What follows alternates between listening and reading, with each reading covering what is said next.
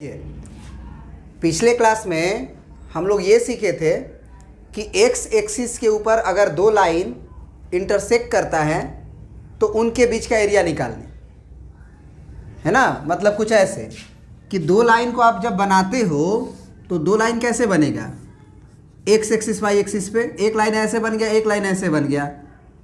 तो x axis पे intersect किया है ये यहाँ पे और यहाँ पे, और लाइन इंटरसेक्ट किया, तो इसका एरिया निकालना था हम लोगों को। अब क्वेश्चन बदल गया है। अब क्वेश्चन क्या है, बदल चुका है।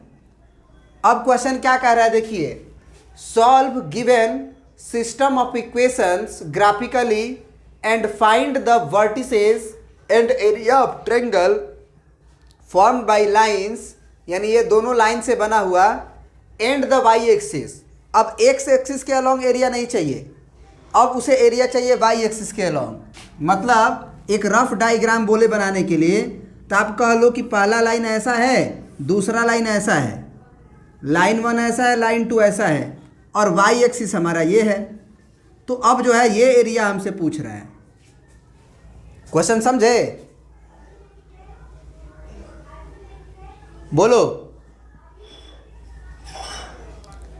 तो सुनो एक बात ध्यान से, मतलब कह सकते हो ना कि एक ऑब्जर्वेशन है क्वेश्चन को जल्दी बनाने का, फास्ट बनाने का, कि अगर तुम्हें वाई एक्सिस पर इंटरसेक्शन निकालना है तो दोनों लाइन जो है, एक बात बताओ, वाई एक्सिस पे क्या जीरो होगा?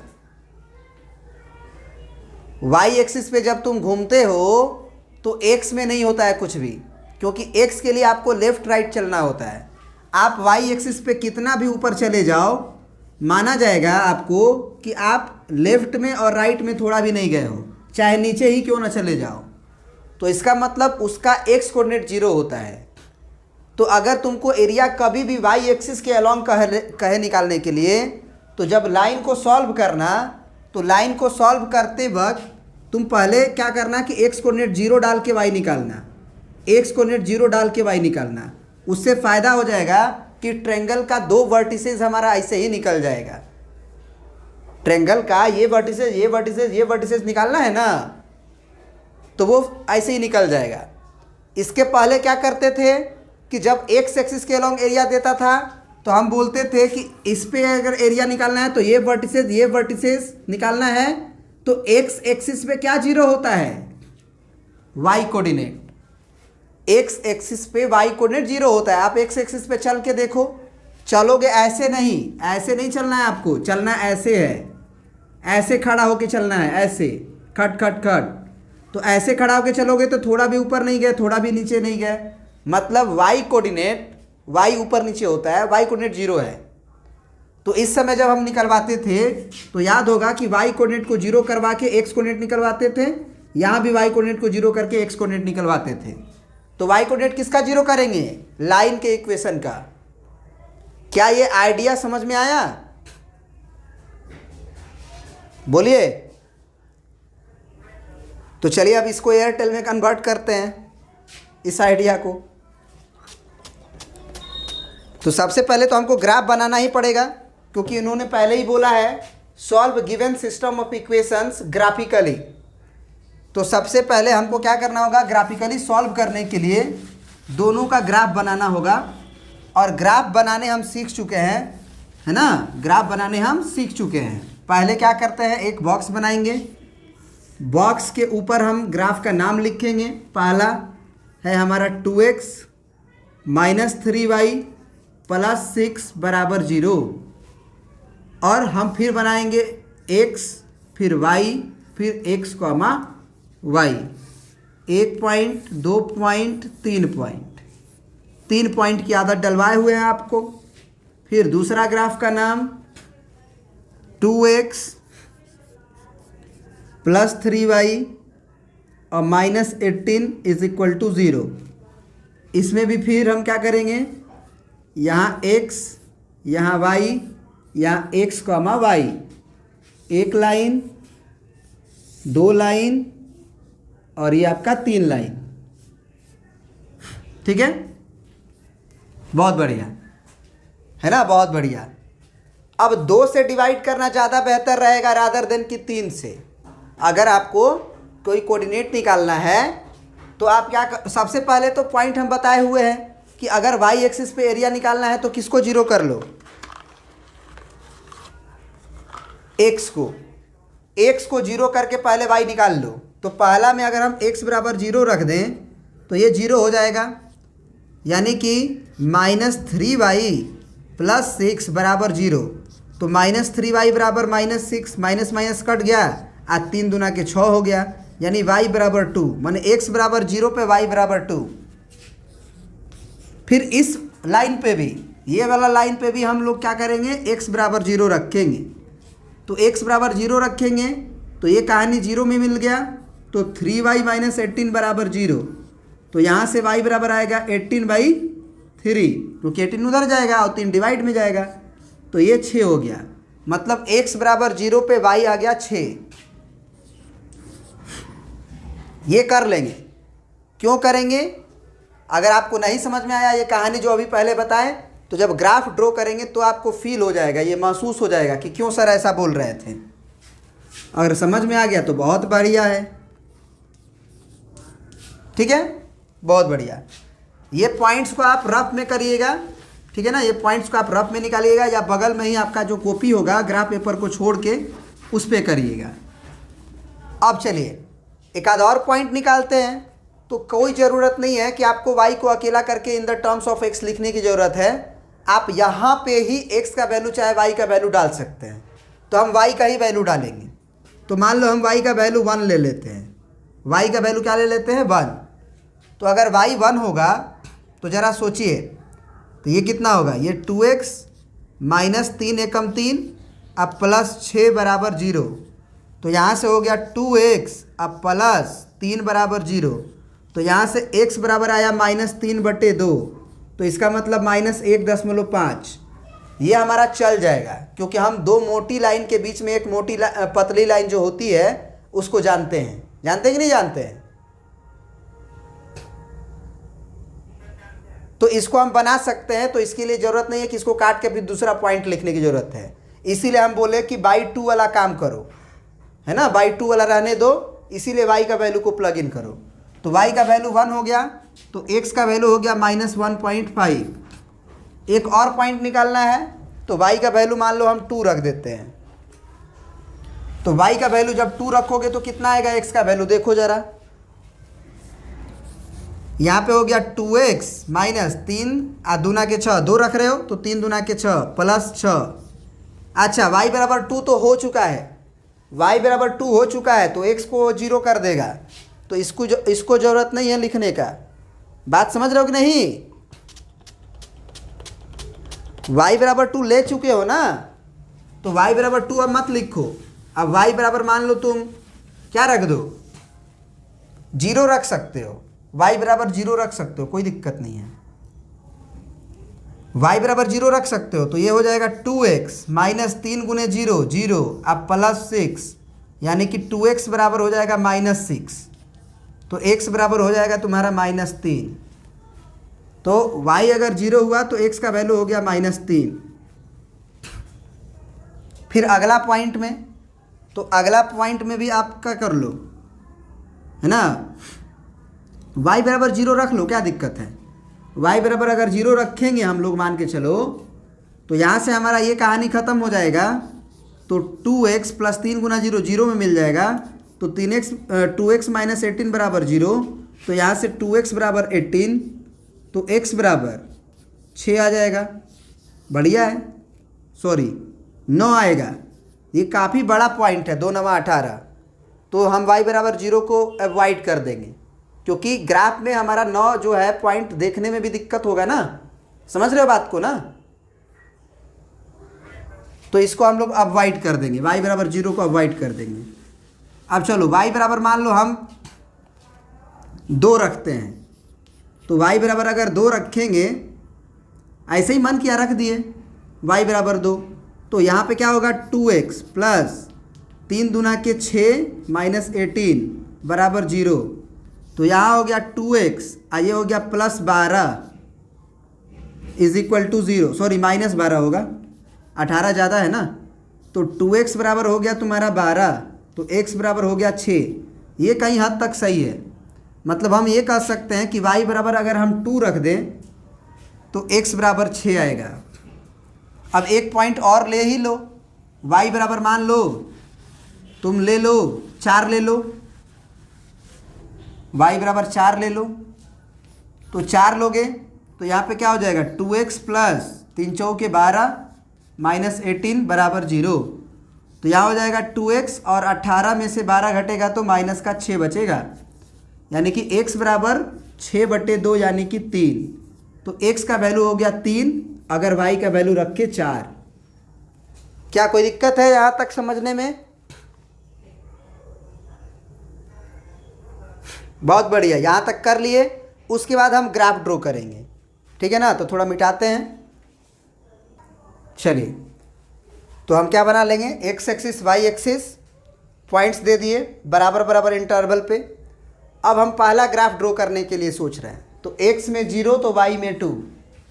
तो x में 0 मतलब x किधर होता है, लेफ्ट राइट, तो x में नहीं चलना है। x में 0 का मतलब ही होता है कि x में नहीं चलना है, तो x में नहीं चलेंगे, माने लेफ्ट राइट नहीं चलेंगे, y में 2 चलेंगे। तो y में 1 हो गया, 2 हो गया, यानी यहाँ वाला पॉइंट की बात हो रही है। फिर हमको बोला है कि x में -1.5, अब y में 1, तो इसको छोड़ो, पहले इसको चल लो। x में -3 और y में 0, तो x में -3 यानी कि -1 -2 -3, अब y में 0। y में 0 मतलब ऊपर नीचे नहीं चलेंगे, यही रहेंगे। तो ये ग्राफ को आप ड्रॉ कर लो, 2 ही से हो जाएगा। आप ग्राफ पेपर पे तीनों ग्राफ को मिला लेना वैसे, है ना। अब एक पॉइंट तुम्हारा था -1.5, यानी कि x में -1.5, तो 1.5 -1 और -2 के बीच में होता है। अब y में 1, तो ये वाला पॉइंट याद है, कुछ दिख रहा है ये, तो ये पॉइंट का नाम हो गया -1.5 और कॉमा 1। इस पॉइंट का नाम हो गया -3,0, इस पॉइंट का नाम हो गया तुम्हारा 0,2।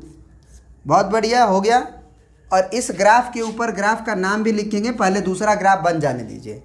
दूसरा ग्राफ का नाम है 0,6, x में 0 y में 6। तो x में नहीं चलना है, y में 6 चलना है। तो 1 2 3 4 5 6 यहाँ पे चलना है। तो x में 0 y में 6 हो गया। अगला पॉइंट है 6,2, x में 6, तो 1 2 3 4 5 6, अब y में 2 यूनिट, तो ये 1 और ये 2, यानी इसी के कंपेयर में चलना है। देखिए ध्यान से, बहुत इंपॉर्टेंट चीज़ कॉन्सेप्ट है, यहाँ पे डेवलप होगा अब अभी, है ना। इसी के बराबर में चलना है, क्योंकि 1 और 2 यही था। तो ये आप यहाँ पे आ गए। अब इस पॉइंट को इस पॉइंट से मिला दीजिए आप,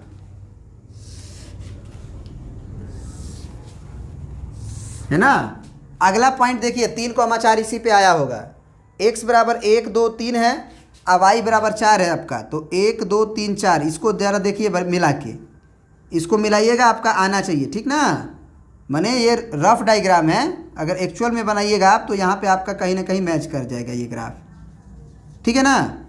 अब संदेह हो रहा है हमें संदेह हो रहा है कि x बराबर 3 और y बराबर 4 दूसरे लाइन पे भी आ रहा है। जैसे हम दूसरा लाइन बनाने का कोशिश कर रहे हैं, ये आपका 0,6 हो गया और ये हो गया आपका पॉइंट नंबर 6,2। तो हमें ये संदेह नहीं हो रहा है कि जो 3,4 इसको इंटरसेक्ट करेगा,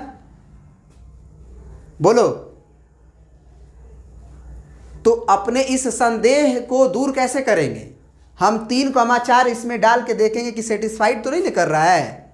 अगर इस लाइन को सेटिस्फाइड कर देगा, पहला लाइन हमारा क्या था, ये था 2x माइनस 3y प्लस 6 बराबर 0, और ये लाइन का नाम यहाँ लिख देते हैं हम 2x प्लस 3y माइनस 18 बराबर 0। तो अब संदेह हुआ, तो इस इक्वेशन में हम x बराबर 3 और y बराबर 4 डाल के देखेंगे कि वो सेटिस्फाइड हो रहा है कि नहीं। तो अगर हम x बराबर 3 डालेंगे तो ये हो जाएगा 3 दूना के 6, बढ़िया है। और यहाँ y की जगह पे 4 डालेंगे तो 3 चौके 12, अब प्लस 6, तो ये तो सेटिस्फाइड कर गया जी। -6 और +6 0 हो गया ना। इसका मतलब यहाँ जो इंटरसेक्शन हुआ है वही पॉइंट का नाम क्या है हमारा, 3,4। तो ग्राफ पेपर पे आपको साफ दिख जाएगा कि 3,4 मैच कर रहा है। हम तो रफ डायग्राम बना रहे हैं फिर भी एक्चुअल दिख रहा है। तो अब जो है एरिया जो है हमको कौन निकालना है, ये लाइन और एक्स एक्सिस के बीच का ये एरिया है। तो ये नहीं निकालना अब की बार हमको किसके किसके बीच का एरिया निकालना है, एक बार पढ़ लीजिए। फाइंड द वर्टिसेस, तो वर्टिसेस बोला है तो ठीक है। And area of the triangle formed by these lines and the y axis. तो वाई एक्सिस हो गया ये हमारा, वाई एक्सिस हो गया ये हमारा, ये जो हम कर्ली लाइन से ड्रॉ कर रहे हैं आपको समझने के लिए, लाइन स्ट्रेट ही होता है। अब वाई एक्सिस ये हो गया और लाइन हमारा ये हो गया और लाइन हमारा ये हो गया। मतलब अब की बार हमको किस एरिया की बात करनी है, इस एरिया की बात करनी है, नीचे वाला एरिया की बात नहीं करनी है। क्या ये बात आप समझ रहे हैं? बहुत बढ़िया, अगर समझ रहे हैं तो बहुत बढ़िया, नहीं समझ रहे हैं तो कोई दिक्कत नहीं है, आप दोबारा समझ लीजिएगा। ये पॉइंट का नाम था 0,2। अब अगर इसका एरिया निकालना है तो हम ट्रेंगल के लिए हमको एक बेस चाहिए, तीनों बेस में से एक बेस चाहिए। तो एक बेस ये मान लीजिए और ये आप परपेंडिकुलर मान लीजिए, क्या हो जाएगा ना? तो एरिया निकल जाएगा। सबसे पहले वर्टिसेस बोला है, सबसे पहले वर्टिसेस से भी पहले बोला है आपका सॉल्व ग्राफिकली। तो सॉल्व ग्राफिकली का मतलब दोनों लाइन का जो सॉल्यूशन आया, तो सॉल्यूशन हम क्या लिख देंगे, तो x बराबर और y बराबर, तो x बराबर 3 है और y बराबर 4 है। फिर बोला था वर्टिसेस, तो वर्टिसेस के लिए आप क्या लिखना होगा, ट्रायंगल का जो कॉर्नर पॉइंट होते हैं। तो एक तो 3,4 ही है पहला वर्टिसेस, दूसरा वर्टिसेस ये है मान के चलिए, तो ये 0,6 है वो लिख दीजिए, और तीसरा वर्टिसेस है आपका ये वाला 0,2 ये लिख दिए। दो चीज़ का आंसर लिख दिए। अब तीसरा है एरिया की बात हो रही थी, तो एरिया होता है हमारा 1/2 into base into corresponding height. तो अब की बार बेस हम ये वाई एक्सिस वाला लेंगे, यहाँ से लेके यहाँ तक। तो अगर ये लेंथ अगर निकालना होगा तो आप सोचिए, पहले 2 पे थे आज 6 पे आए हैं, तो बीच का गैप तो 4 ही का ना हुआ। सोच के देखो कि अगर पहले से 2 यूनिट ऊपर हो आज 6 पे गए हो तो बीच का गैप 6 हुआ, क्योंकि 1 2 और 1 और 3 और 1 4। तो यानी कि बेस तुम्हारा ले लो 4 का और हाइट तुम्हारा इसका काम कर जाएगा ये। तो ये जो लेंथ है वो एक्स एक्सिस वाला लेंथ होगा, क्योंकि इसको इस लेंथ को मेज़र करने के लिए आपको लेफ़्ट राइट चलना पड़ रहा है। तो लेफ़्ट राइट चलना पड़ रहा है मतलब इस पॉइंट का एक्स कोऑर्डिनेट ये जो था आपका 3, ये पॉइंट का एक्स कोऑर्डिनेट 3 ही ना था, तो ये 3 होगा, ये वाला लेंथ होगा 4, याद रखना। तो यहाँ पे हाइट जो है वो 4 नहीं हो के बल्कि 3 होगा। तो ये 3 हो गया, 2 से काट दो, 2 दूना 4, 3 दूना के 6, तो 6 square unit is the area of this triangle. That means कि लाइंस एंड वाई एक्सिस के बीच का एरिया जो है वो 6 स्क्वायर यूनिट है। क्या ये बात समझ में आया? प्रभात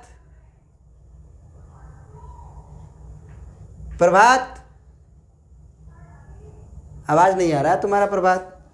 ठीक है कोई बात नहीं, ओके बा यहाँ पे गलती से -16 लिख दिया बेटा, 6 और -12 को -6 लिखे हैं, वो मन में हो जाता है, वो गलती से कभी कभी लिखा जाता है। एक्चुअली बताने के लिए थैंक यू, चलो कोई बात नहीं।